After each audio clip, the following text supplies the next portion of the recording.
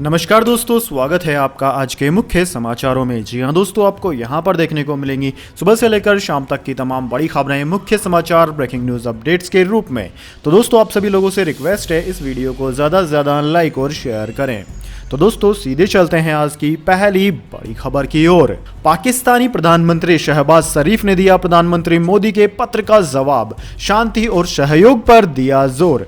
जी हां दोस्तों, पाकिस्तान के नए प्रधानमंत्री शहबाज शरीफ ने प्रधानमंत्री नरेंद्र मोदी के पत्र का जवाब भेजा है। सूत्रों के मुताबिक अपने पत्र में पीएम शहबाज शरीफ ने दोनों देशों के बीच शांति और सहयोग बढ़ाने पर जोर दिया है। साथ ही पत्र में उन्होंने दोनों देशों के बीच सामाजिक और आर्थिक विकास पर भी चर्चा की बात कही। दोस्तों, प्रधानमंत्री मोदी ने 2 दिन पहले शहबाज शरीफ को पाकिस्तान के प्रधानमंत्री का पदभार संभालने के बाद पत्र लिखा था। प्रधानमंत्री मोदी ने पत्र में पाकिस्तान के नए प्रधानमंत्री शहबाज शरीफ को चिट्ठी लिखकर नई सरकार बनाने पर बधाई दी। सरकार के उच्च सूत्रों ने बताया था कि पीएम मोदी ने शहबाज शरीफ को भेजी चिट्ठी में मुबारकबाद के साथ साथ आतंकवाद के खिलाफ कार्यवाही के लिए भी प्रेरित किया था। इसके बाद दोस्तों, अगली बड़ी खबर, कांग्रेस का मिशन 2024 बैठक में पीके ने बताया सत्ता वापसी का रोड मैप।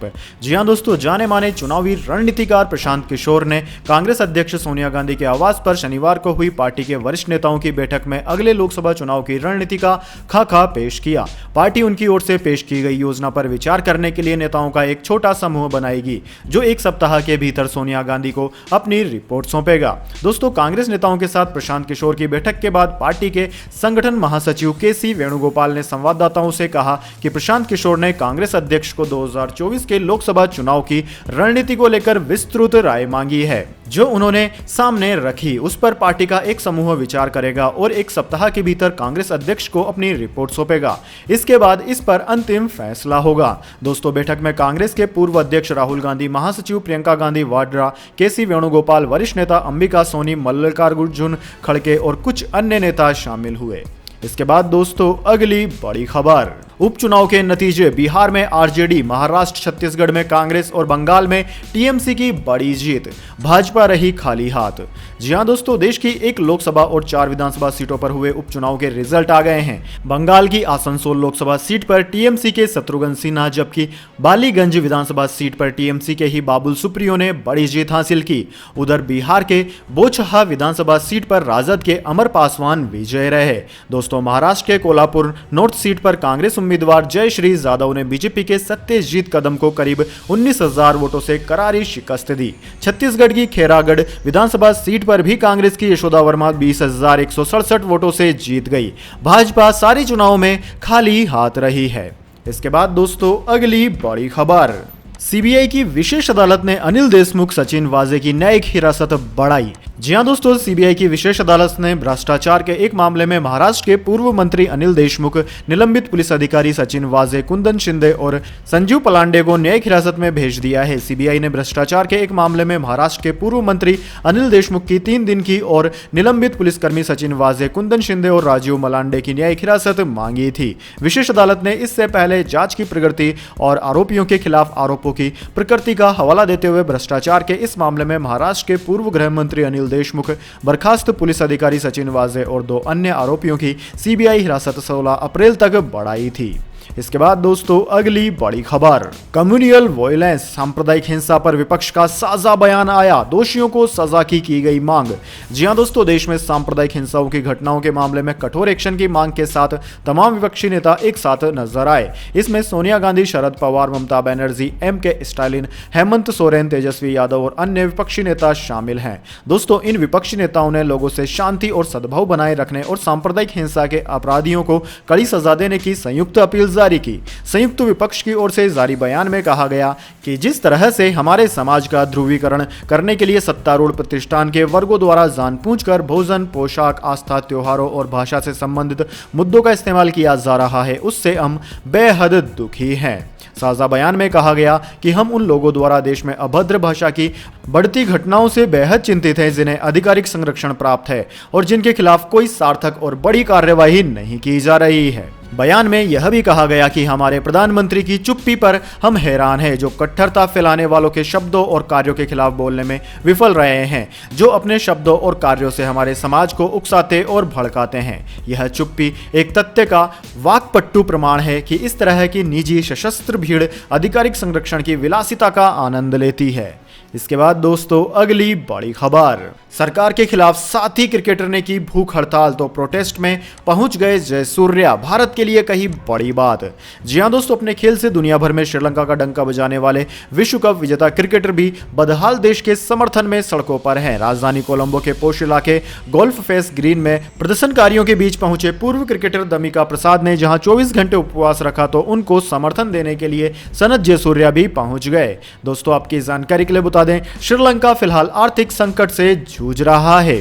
श्रीलंका मुश्किल आर्थिक दौर से गुजर रहा है। अभी के हालात वहां पर भयानक है। वहां पर जनता चाहती है कि उनके राष्ट्रपति और प्रधानमंत्री अपने पद से इस्तीफा दे दें और नया प्रधानमंत्री और राष्ट्रपति पद संभाले। इसके बाद दोस्तों अगली बड़ी खबर, अप्रैल के पहले पखवाड़े में घट गई फ्यूल की बिक्री, आसमान छूती कीमतों का है असर। जी हां दोस्तों, अप्रैल महीने के पहले पखवाड़े यानी कि शुरुआती 15 दिन में देश में पेट्रोल और डीजल के साथ ही गैस की खपत भी घट गई है। इन फ्यूल की कीमतों में बीते 16 दिन में रिकॉर्ड बढ़ोतरी के चलते इसकी मांग घट गई है। नतीजा यह हुआ है कि अप्रैल के पहले पखवाड़े में देश में ईंधन की बिक्री घट गई। पीटीआई की खबर के मुताबिक पेट्रोलियम इंडस्ट्री के शुरुआती आंकड़ों में शनिवार को यह तथ्य सामने आया। मार्च के पहले पखवाड़े की तुलना में अप्रैल के पहले 15 दिन में पेट्रोल की बिक्री करीब 10% कम रही और डीजल की मांग भी 15.6% घट गई है। इसी तरह 1 से 15 अप्रैल के बीच रसोई गैस एलपीजी सिलेंडर की खपत भी मासिक आधार पर 1.7% कम रही। दोस्तों खबर के मुताबिक सार्वजनिक क्षेत्र की तेल कंपनियों ने पेट्रोल और डीजल की कीमतें करीब 4.5 महीने तक स्थिर रखने के बाद 22 मार्च को पहली बार बढ़ाई थी। उसके बाद 6 अप्रैल तक 16 दिन के भीतर पेट्रोल और डीजल की कीमतों में 10-10 रुपए प्रति लीटर की बढ़ोतरी कर दी गई है। इसके बाद दोस्तों अगली बड़ी खबर, पूर्व क्रिकेटर हरभजन सिंह का बड़ा ऐलान, दान करेंगे राज्यसभा की सैलरी।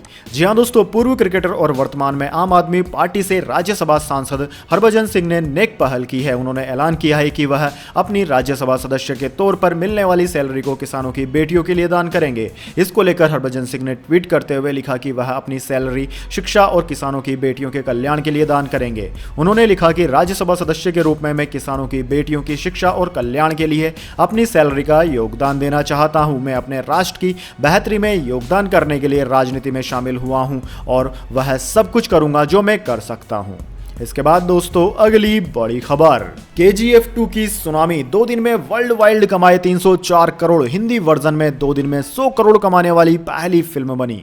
जी हां दोस्तों, यश स्टारर KGF 2 को इंडिया में जबरदस्त ओपनिंग मिली है। फिल्म ने हिंदी बेल्ट में दूसरे दिन 46.79 करोड़ रुपए कमाए। इसी के साथ फिल्म ने सिर्फ हिंदी बेल्ट में 100.74 करोड़ का बिजनेस कर डाला। हिंदी वर्जन में 2 दिन में इतनी कमाई करने वाली यह पहली फिल्म है। इससे पहले बाहुबली 2 ने 2 दिन में 81 करोड़ की कमाई की थी। वहीं KGF 2 फिल्म का दूसरे दिन वर्ल्ड वाइड कलेक्शन 139 करोड़ का है। पहले दिन का वर्ल्ड वाइड कलेक्शन 165 करोड़ का रहा। फिल्म का 2 दिन का टोटल बिजनेस 304 करोड़ रुपए का हो गया है। दोस्तों करीब 100 करोड़ के बजट में बनी इस फिल्म में कन्नड़ एक्टर यश के अलावा संजय दत्त और रवीना टंडन भी शामिल है। फिल्म का डायरेक्शन प्रशांत नील ने किया है। इसके बाद दोस्तों अगली बड़ी खबर, ब्रिटेन ने दी मॉडर्ना के टीके को मंजूरी, 6 से 11 साल तक के बच्चों को लगेगी खुराक। जी हां दोस्तों, ब्रिटेन ने बच्चों को कोरोना वायरस से बचाने के लिए मॉडर्ना इंका की विकसित स्पाइस वैक्स टीके को मंजूरी दे दी है। ये टीके 6 से 11 साल तक के बच्चों को लगेंगे। ब्रिटेन के दवा नियामक medicine and health care products regulatory agency के अनुसार मॉडर्ना की वैक्सीन स्पाइस वैक्स सुरक्षा, गुणवत्ता व असर की कसौटी पर खरी उतरी है। स्पाइस वैक्स को ब्रिटेन में 12 साल से अधिक उम्र के लोगों के लिए पहले ही मंजूरी दे दी गई थी। इसके बाद कम उम्र के बच्चों को यह वैक्सीन देने की मंजूरी अब दे दी गई है। इससे कुछ घंटे पूर्व ही फ्रांसीसी फर्म वालनेवा ने वयस्कों को वैक्सीन को मंजूरी दे दी। वालनेवा की वैक्सीन आसानी से स्टोर की जाने वाली कोरोना रोधी वैक्सीन है। इसके बाद दोस्तों अगली बड़ी खबर, बीच आईपीएल में हो सकती है सुरेश रैना की सीएसके में वापसी। दीपक चाहर के बाहर होने के बाद फ्रेंचाइजी की रैना से जारी है बातचीत, जल्द होगा फैसला। जी हां दोस्तों, सुरेश रैना की चेन्नई सुपर किंग्स में वापसी हो सकती है। दीपक चाहर के आईपीएल के 15वें सीजन से बाहर होने के बाद उनकी जगह पर रैना को शामिल किया जा सकता है। सूत्रों के मुताबिक रैना से बातचीत चल रही है, पर अभी इस पर फैसला नहीं हो पाया है। रैना को आईपीएल में कोई खरीदार नहीं मिला था। रैना पिछले सीजन तक चेन्नई सुपर किंग्स के ही हिस्से में थे। चेन्नई ने उन्हें रिटेन नहीं किया था। वहीं ऑक्शन में भी किसी फ्रेंचाइजी ने उनमें दिलचस्पी नहीं दिखाई थी। उनका बेस्ट प्राइस 2 करोड़ रुपए था।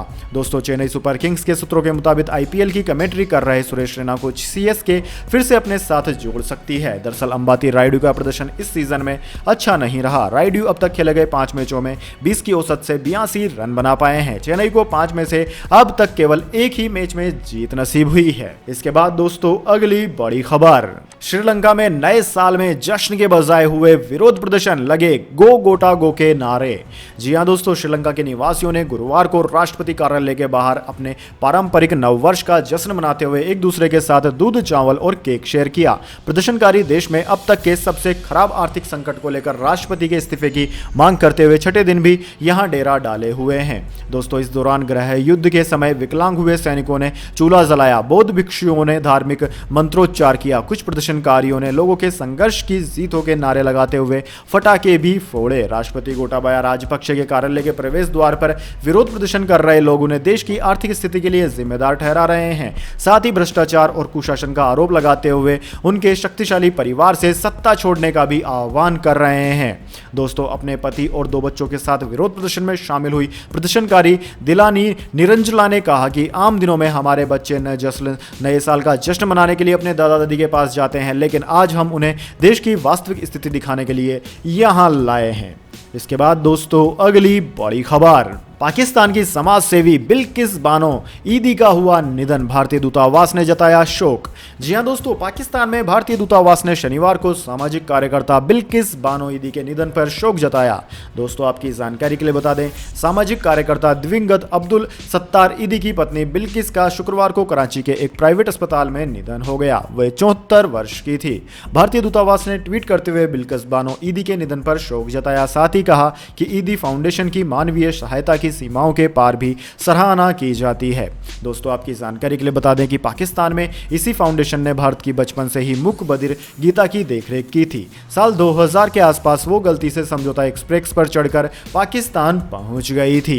साल 2015 में उस वक्त की विदेश मंत्री सुषमा स्वराज उन्हें वापस भारत लेकर आई थी। दोस्तों, जाने इसके बाद अगली बड़ी खबर, लेकिन उससे पहले मेरी आपसे एक छोटी सी रिक्वेस्ट है। अगर दोस्तों आपको अभी तक हमारी न्यूज पसंद आई है तो इसे एक छोटा सा लाइक जरूर दे दीजिए, और अगर आपको पसंद नहीं आई है तो बेशक आप डिसलाइक भी कर सकते हैं, लेकिन दोस्तों लाइक और डिसलाइक जरूर कीजिए, क्योंकि दोस्तों यही हमारी मेहनत का फल होता है और इसी से हमें पता चलता है कि आपको हमारी वीडियोस पसंद आ रही है या नहीं। तो दोस्तों चलिए जान लेते हैं अगली बड़ी खबर। एयर इंडिया के बाद अब बिकेगी यह सरकारी कंपनी, खरीदारों की लिस्ट में कई हैं बड़े नाम। जी हां दोस्तों, देश में एक के बाद एक सरकारी कंपनियों का तेजी से निजीकरण किया जा रहा है। अब इसमें एक और नाम जुड़ने जा रहा है।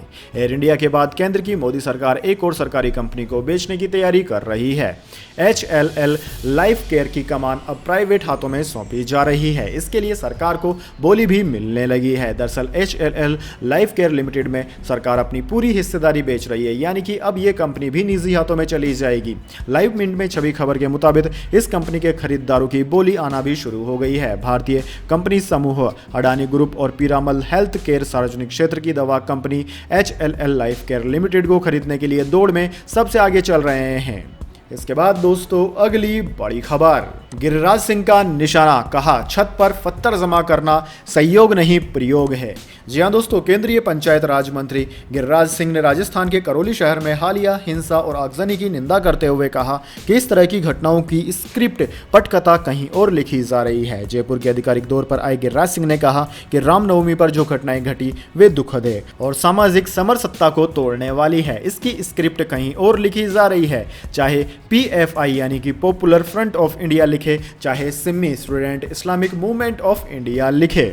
उन्होंने कहा कि करौली उसका सबसे बड़ा उदाहरण है, मध्य प्रदेश उदाहरण है, और किसी कारण से झगड़ा हो गया यह संयोग होता है और प्रयोग यह होता है कि करौली में आप छतों पर पूरी तैयारी करके रखे हो। उन्होंने कहा कि प्रयोग तब होता है जब मध्य प्रदेश में कुछ लोग तलवार लेकर निकलते हैं और एसपी व लोगों पर प्रहार करते हैं और गोली चला देते हैं, एसपी घायल हो जाता है, यह प्रयोग है। उन्होंने कहा कि करौली हिंसा की उच्च स्तरीय जांच के आदेश दिए जाएं। इसके बाद दोस्तों अगली बड़ी खबर, पाकिस्तान की पंजाब विधानसभा में हुआ हंगामा, पीटीआई और पीएमएलएन विधायकों के बीच मारपीट, डिप्टी स्पीकर को मारे थप्पड़, बाल भी खींचे। जी हां दोस्तों, पाकिस्तान के पंजाब प्रांत की विधानसभा में शनिवार को नया मुख्यमंत्री चुनने से पहले हंगामा हो गया। इमरान खान और शहबाज शरीफ की पार्टी के विधायकों समेत अन्य पार्टी के नेताओं के बीच मारपीट शुरू हो गई। असेंबली के डिप्टी स्पीकर सरदार दोस्त मोहम्मद मजारी के साथ भी बदसलूकी की गई और थप्पड़ मारे गए। पंजाब विधानसभा का सत्र सुबह 11:30 बजे शुरू होना था, लेकिन मारपीट के चलते कार्यवाही शुरू ही नहीं हो पाई। दरअसल दोस्तों, पीटीआई सदस्य सदन में लोटा लेकर आए और पार्टी से अलग हुए विधायकों पर लोटा लोटा चिल्लाने लगे। इस पर पीएमएलएन के नेता भड़क गए और दोनों गुटों में मारपीट हो गई। इस दौरान सत्र के लिए विधानसभा पहुंचे डिप्टी स्पीकर माजरी पर ट्रेजरी बेंच के लोगों ने हमला बोल दिया। हालांकि मजारी को असेंबली गार्ड्स ने फौरन उनके चैम्बर में शिफ्ट कर दिया। दरअसल पाकिस्तान में लोटा उन नेताओं को कहा जाता है जो मौका परस्त होते हैं और अपना फायदा देखकर पाला या पार्टी बदल लेते हैं।